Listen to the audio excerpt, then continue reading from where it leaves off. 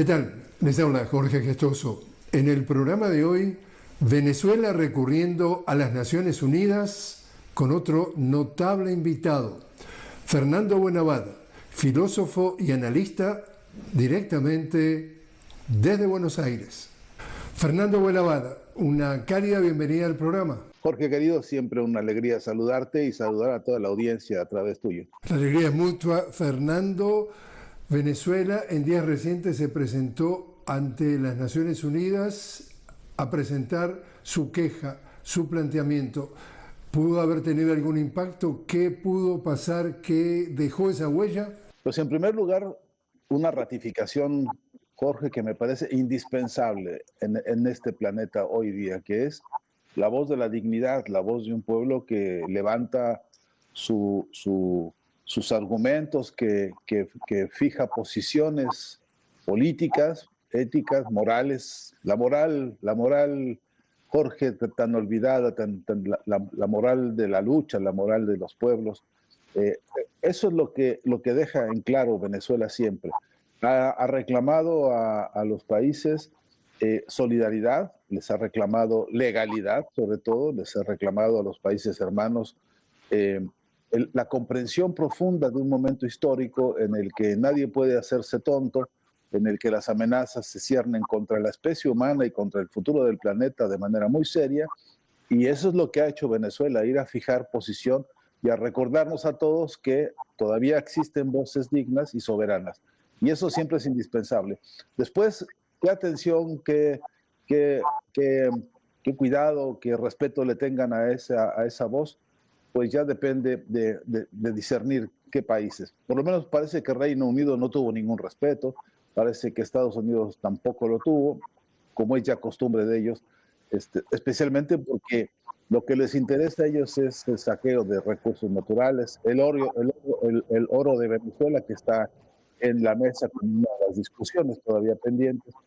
Así que, Jorge, creo que lo que nos deja con toda claridad la presencia de Venezuela en esos foros, en eso y en otros muchos, es precisamente esta voz de dignidad. ¿Tú recuerdas cuando pasó el 11 de septiembre, que en ese entonces el presidente George Bush, hijo, argumentó entonces que si los terroristas habían venido a su territorio, no podían quedarse de brazos cruzados y tenían que salirlos a buscar a su territorio, al territorio de ellos, antes de que le volviera a pasar? Hace pocos días el presidente Donald Trump dijo de que habían derribado 2 o 3 de estas lanchas, entonces ahora a los narcotraficantes los han catalogado de terroristas, entonces son narcoterroristas, y decía, palabra más o palabra menos, a los narcoterroristas ahora los alcanzamos en el agua, son narcoterroristas del agua, pero para terminar con esto tenemos que alcanzarlos por tierra. ¿Cómo lees tú ese detalle sabiendo que hay una armada de Estados Unidos frente a las costas de Venezuela? ¿Qué lees tú? Pues leo, Jorge, por un lado, una injusticia tremenda por todo concepto. Por todo concepto. Primero porque esta síntesis de ensalada de conceptos lo único que hace es disfrazar lo que se ha cometido ahí, que es un asesinato con toda impunidad y con toda impudicia.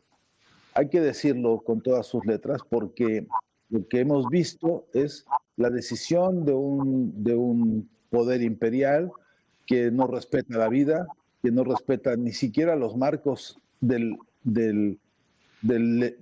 debido proceso, porque si se sorprende a alguien delinquiendo, lo que hay que hacer es detenerlo y mostrarlo y presentar las denuncias, identificar a los en todo caso, hipotéticos culpables o responsables y hacer un juicio, un debido proceso legal, que eso es lo que debería ocurrir. A cambio de eso, lo que tenemos es un espectáculo televisivo fundamentalmente mediático y de redes y de todos estos utensilios que ellos tienen para la guerra cognitiva que están desplegando.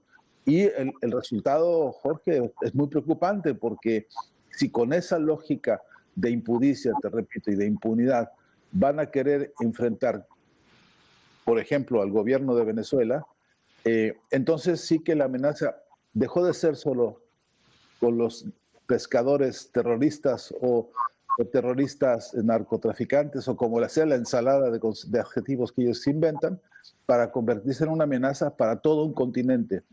Jorge, y yo en esto siempre subrayo y enfatizo que estas amenazas contra Venezuela, estos barcos que pongan, este submarino nuclear, etcétera, todos los dispositivos que tengan de soldados y soldaditos en Costa Rica y donde fuere, a estas horas son una amenaza contra todo un continente. Y si nosotros en cualquiera de los países de esta región dejamos pasar esto como si fuera el anecdotario de lo macabro y nada más que eso, que ya vimos y que tenemos saturada la cabeza con tanta muerte por todo el mundo, si dejásemos pasar esto, Jorge, estamos consecuentando que nos ocurra a todos en cualquier lugar. Y esto creo que es una amenaza que debería elevarse ya como una agenda internacional. Y yo no veo que eso esté ocurriendo realmente. En días recientes también la ex vicepresidenta de Estados Unidos, estamos hablando de Hillary Clinton, candidata presidencial, mejor dicho, en una entrevista en televisión ella criticaba justamente lo que tú decías en cuanto a que acá no ha habido ningún tipo de juicio, acá no ha habido ningún tipo de debido proceso, y cuestionaba realmente qué era la intención, si la intención era ir detrás del presidente Maduro, y ella misma decía, porque el tema del narcotráfico no viene por ahí, el narcotráfico viene con el 87% del tráfico que llega a Estados Unidos, viene por el Pacífico. Entonces, hasta incluso dentro de Estados Unidos hay voces ya de que esto les huele raro. Sí, pero es que, Jorge, ahí se están cocinando, me parece, dos frentes que tienden a desbordarse en más de un sentido. Especialmente en Estados Unidos, cuando vemos que hay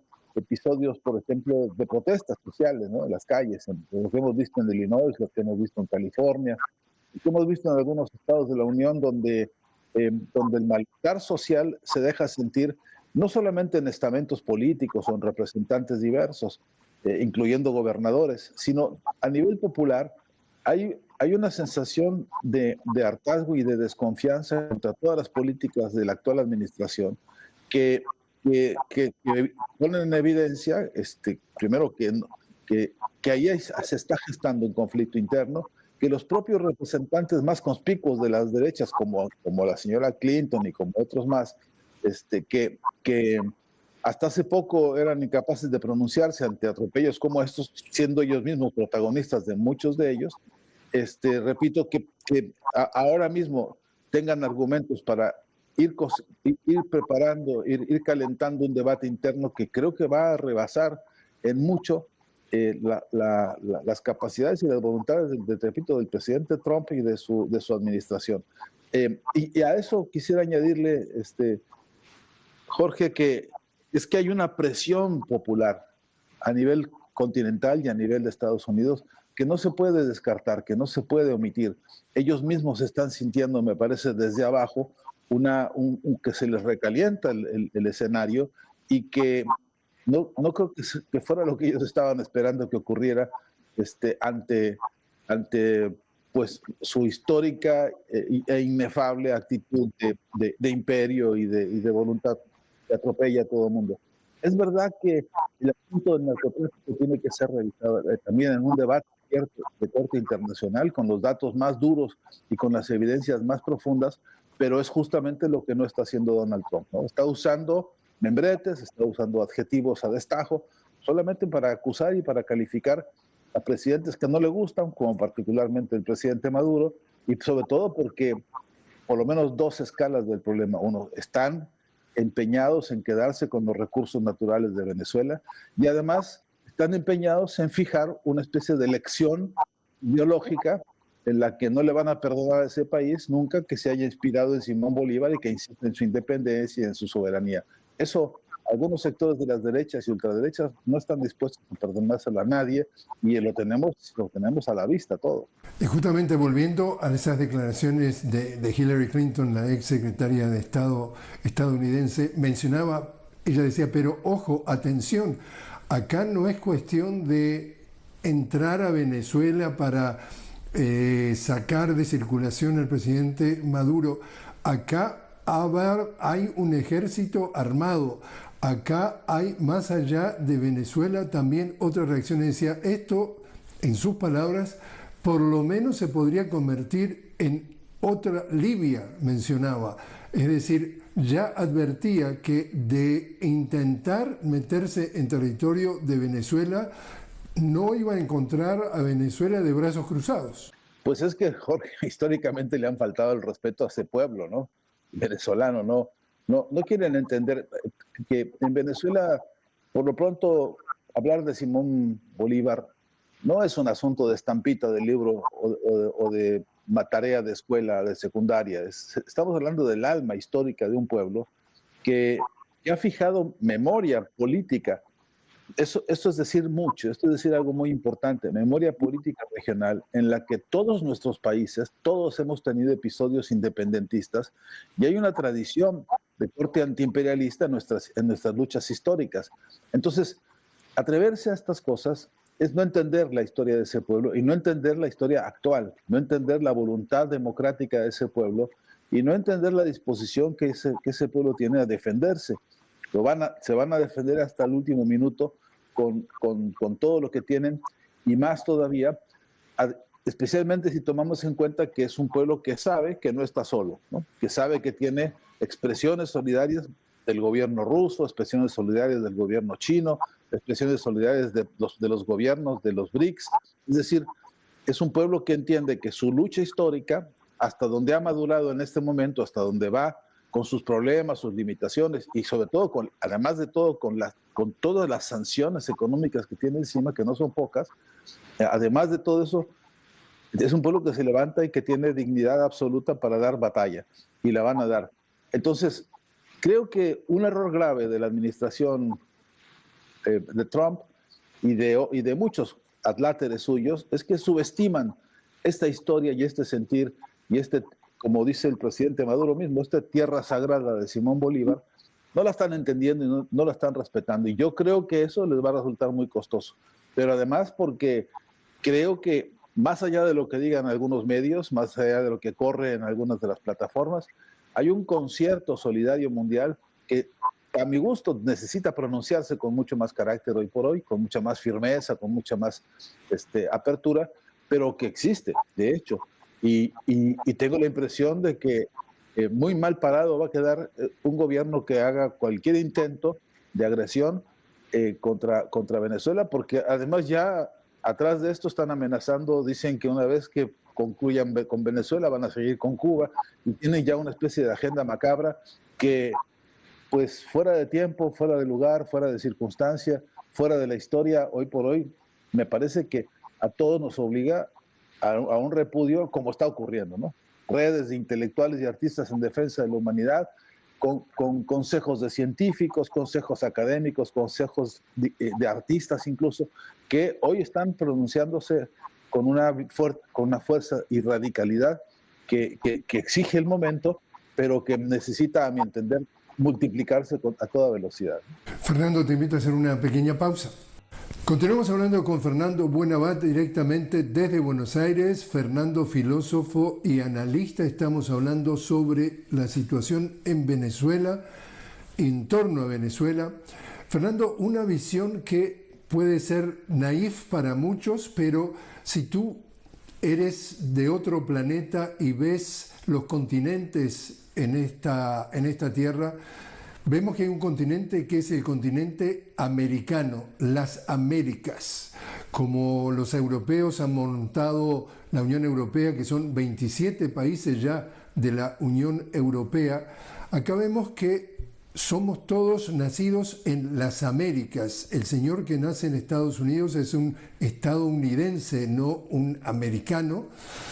De la misma manera que un canadiense, de la misma manera que un mexicano. Entonces, cuando tú ves cómo se relacionan entre sí los 27 países de la Unión Europea, yo diría que es sobre la base del respeto, de intercambio, de un nivel de desarrollo humano, económico, social, por lo menos similar, a pesar de sus diferencias. Acá vemos en el continente americano un país en el medio de ese continente, y el resto, visto desde ese país del norte, es prácticamente, en términos de filosofía, como la relación que tiene Europa con África. Los europeos consideran a África un jugador menor, los explotan, los humillan, los degradan, no son los mismos seres humanos. Y cuando tú ves cómo se ve el resto de las Américas desde Estados Unidos, tú te das cuenta que no tiene esa filosofía de si México es mi hermano, si Venezuela es mi hermano, si Cuba es mi hermano o mi primo, porque estamos todos en el mismo barco. Yo no puedo filosóficamente sentir ese desprecio, no sé cómo tú lo quieres llamar, pero ¿cómo es que se ve esa enorme diferencia de tratar a sus hermanos y sus primos con ese nivel? Pues una manera de caracterizar esto, Jorge, es necesariamente en el contexto de una gran crisis civilizatoria que se está viviendo en el planeta y un proceso de deshumanización muy grave, porque precisamente es una de las grandes batallas que hemos emprendido en distintos frentes con distintos colegas, que es replantearnos y preguntarnos dónde quedó la formación humanista, por ejemplo, a nivel de escuelas básicas, en lo que se llama Unión Americana o Estados Unidos de Norteamérica, han realmente limpiado el territorio, han desterrado la formación humanística fundamental, histórica, elemental, que es la formación de valores, de respeto por la vida, de respeto por la diversidad, de respeto por las necesidades de los otros, de solidaridad frente al dolor ajeno, en fin, el conjunto de principios que amasamos para construir la civilización actual, el conjunto de valores humanistas que se consolidaron en una Carta Universal de los Derechos Humanos y que hoy ha quedado como un papel desvencijado y ahí en un rincón, y ya nadie respeta y que perdió toda jerarquía, sepultado por los intereses más obtusos del capitalismo que está cayéndose a pedazos. Entonces, a mi entender, una de las grandes batallas que necesitamos con urgencia es la de replantear un humanismo de nuevo género, la de plantearnos una reconsideración de que no tenemos salida futura y que estamos padeciendo, Jorge, la anorexia intelectual de las derechas y las ultraderechas. Estamos padeciendo esto que es que a ellos no se les cae una idea, una sola. Y te invito a que rastreemos un día, si quieres, con detalle. Nos tomamos un buen café uruguayo, por cierto, y entonces rastreamos en dónde hay hoy un frente de intelectuales de derecha que estén pensando en el futuro de la humanidad. Cuanto que han sustituido esta necesidad por pensar el futuro de los mercados y del comercio. A eso sí se dedican. Pero a la otra base, que es la única salida posible de vida y de paz para el planeta, la han postergado porque hoy por hoy se les acabaron los intelectuales que tuvieron alguna vez, supieron tener algunos que eran intelectuales de porte, de preocupación, incluso humanista, aunque fuera un humanismo más conservador, más individualista. Hoy necesitamos, repito, recomponer una corriente muy fuerte a nivel planetaria de esta visión humanista que se vuelva base sólida, consolidada y muy firme de principios. De aquí en adelante discutimos todo, de aquí para atrás no aceptemos ninguna reversa en la intelectualidad ni en la formación de ninguna persona, porque nos hace falta, Jorge, que entonces cuando veamos desde donde sea la tesis importante martiana de la patria es la humanidad, necesitamos consolidarla porque hay que vernos así. Estés parado en Washington, o estés parado en Nueva York, o estés parado en la Patagonia, lo que hay que hacer es plantear la problemática de la humanidad de igual a igual, en condiciones de igualdad y de la diversidad que somos. La cualidad fundamental nuestra es que somos diversos. Y eso se ha perdido mucho, Jorge. Por lo tanto, algunas de las conclusiones más macabras que tenemos en el escenario mundial provienen, no lo dudes, provienen de esta ausencia de una formación y de un sentido humanista básico. Hablabas de humanismo y hablabas de humanidad. Tu reacción ante el Nobel de la Paz a María Corina Machado. Bueno, indignación, en verdad indignación. Es un desperdicio brutal. aparte de la contradicción que encierra, aparte de lo que desnuda como convertir al propio premio Nobel en aliado de justamente alguien que lo único que quiere es destrucción y muerte para su país, lo han dicho y lo han reproducido. Ella misma se ha encargado de reproducir esta tesis y se ha encargado de abrazarse con los genocidas más denunciados y más repudiados del mundo. Ya el premio Nobel, en ese sentido, coincidimos algunos hasta con ironía, decir que requiesca Timpache, ¿no? Que ha muerto ese premio Nobel de la Paz porque perdió sentido. Se le ha entregado a tanta gente, dice Putin, ¿no? A tanta gente que nunca hizo nada por la paz, que evidentemente perdió sentido. Pero por cierto que no porque haya perdido sentido ese premio y esa ceremonia y ese dinero y esa alaraca que se hará para esta señora belicista y guerrerista como no por eso vamos nosotros entonces a devaluar de igual forma el concepto de paz, porque que es indispensable que lo pongamos a salvo de toda esta payasada que se está haciendo. Que el concepto de paz es vital porque es una necesidad humana fundamental, porque es un derecho para el desarrollo, para la vida plena, en fin, para lo que Bolívar decía, volviendo a él, la máxima felicidad posible de los seres humanos no se puede uno imaginar sin la paz. Y esta paz no es un concepto en abstracto que hay que ir a buscar a una enciclopedia de filosofía. Es un concepto que tenemos que construir dinámicamente en la práctica cotidiana de igualdad, de respeto, de colaboración, de solidaridad. Ahí está la clave y ahí está, digamos, ahí es donde tiene que escribirse la nueva definición de paz para todos nosotros en todo el planeta. Y eso, Jorge, nada tiene que ver con lo que está pasando con el propio premio Nobel en su decadencia y en el desastre que han hecho con este nombramiento. Lo que vemos es justamente la decadencia, la degradación de un gran concepto, pero no por eso la omisión de su jerarquía y de su importancia. Repito, porque algunas personas pueden incluso caer en la emboscada de que devaluado el premio se devalúa el concepto, y eso es una emboscada en la que no hay que caer, porque todavía la construcción de la paz es una larga tarea que nos compete y nos involucra a todos. Por último, Fernando, ¿ves alguna relación estratégica en si se están moviendo piezas de un ajedrez? Es decir, primero se despliega una armada frente a las costas de Venezuela en el Caribe. Después se declara que los narcotraficantes son terroristas y por tanto eso pone a Estados Unidos en un conflicto armado internacional. Luego viene la otra ficha que dice que Venezuela es un narcoestado liderado entonces por un presidente que es todo lo que tú puedas adjuntar. Y después viene este nombramiento que esta señora que ha sido, como tú la describes, la ponen a nivel internacional, mundial, como una pieza a seguir.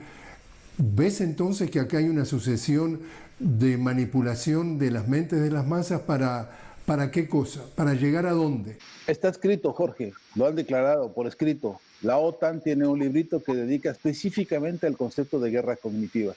Algunos le llaman batalla cultural o guerra cultural, pero el objetivo es primero desfigurar toda noción de realidad, hacer que se te olviden los testimonios reales y crudos y duros de la opresión, de la humillación, de la explotación, y que a cambio de eso te arrodilles, aplaudirles a ellos casi cualquier cosa que se les ocurra en nombre de una hipotética libertad y un hipotético reino del mercado de ellos, de libertad de ellos, de cómo ellos llaman a esto capitalismo, y todos los nombres que son capaces de inventar para ocultar en el fondo el capricho duro, el capricho aberrante de concentrar todas las riquezas en muy pocas manos, y esto incluye las riquezas conceptuales, las riquezas filosóficas, las riquezas intelectuales y la riqueza fundamental de la conciencia, secuestrarlas para desfigurarlas.